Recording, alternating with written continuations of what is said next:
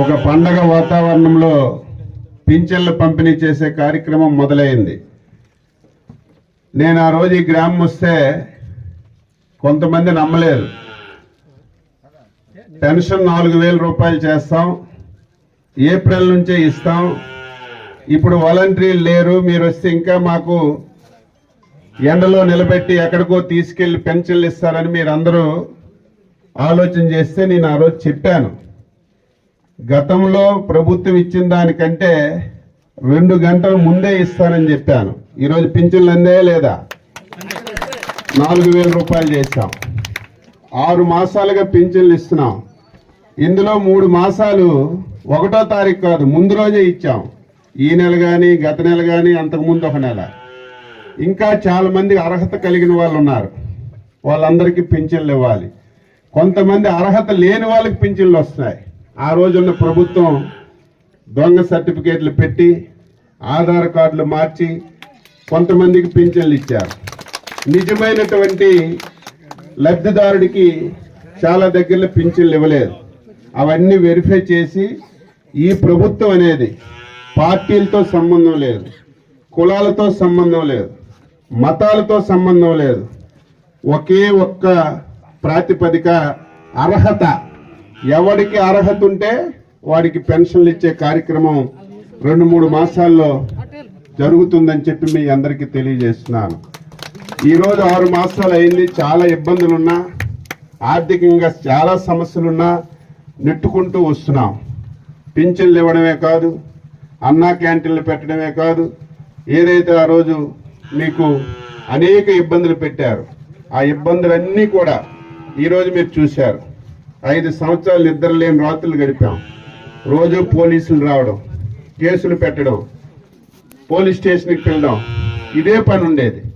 ఎవరైనా మాట్లాడితే వారికి భయపెట్టేవాళ్ళు. మీరు అనుకుంటున్నారు మనం వచ్చాం కదా అలా చేస్తే బాగున్నాయి.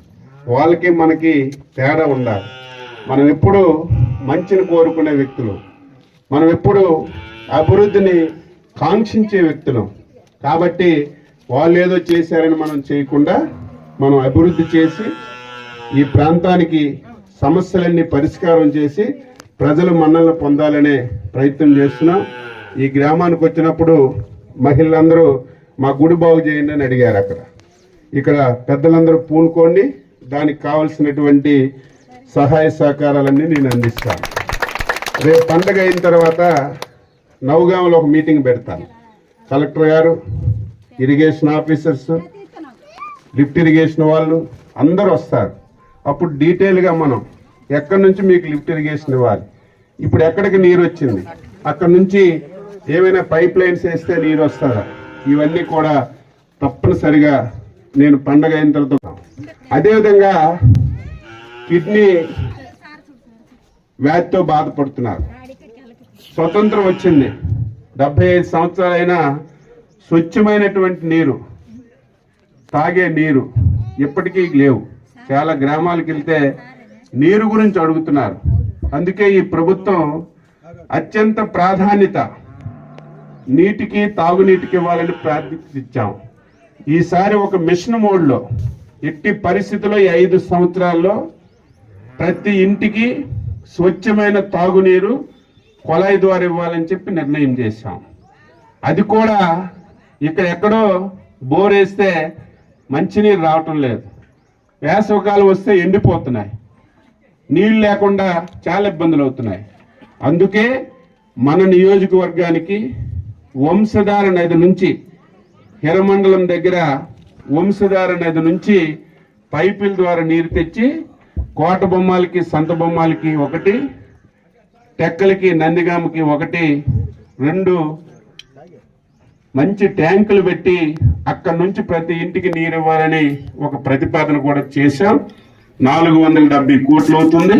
త్వరలోనే అది మంజూరు చేసి పనులు ప్రారంభించి నా హయాంలో తప్పనిసరిగా ప్రతి ఇంటికి స్వచ్ఛమైన నీరిచ్చే కార్యక్రమం చేస్తామని చెప్పి తెలియజేస్తున్నాను. ఈరోజు 5 సంవత్సరాలు ఎక్కడ తట్టిన మట్టేసిన సందర్భాలు లేవు, సిమెంట్ రోడ్లు వేసిన సందర్భాలు లేవు, రోడ్లన్నీ పోయాయి. మళ్ళీ మొన్ననే కార్యక్రమాలన్నీ ప్రారంభించాం. 1-2 విడతల్లో గ్రామాల్లో ఎక్కడ చూసినా మట్టి రోడ్డు ఉండకూడదు, అన్ని దగ్గరలో సిమెంట్ రోడ్లు ఉండాలి. గ్రామం నుంచి మండలానికి వెళ్ళాలంటే తారు రోడ్లు ఉండాలి. ఆ రకంగా ప్లాన్ చేస్తున్నాం. మొన్ననే నేను తూముకొండ నుంచి తామరాపల్లి హైవే వరకు డబుల్ రోడ్ చేయాలని చెప్పి నిర్ణయం చేశాను. అది కూడా వీలైనంత తొందరగా శాంక్షన్ అవుతుంది. దానికి మీరు కూడా సహకరించాలి. ఇప్పుడు తామరాపల్లి కానీ, కర్లపూడి కానీ, నవగాం కానీ, మీది కానీ, అదేవిధంగా అతి పెద్ద సమస్య దిమ్మిడిజోల.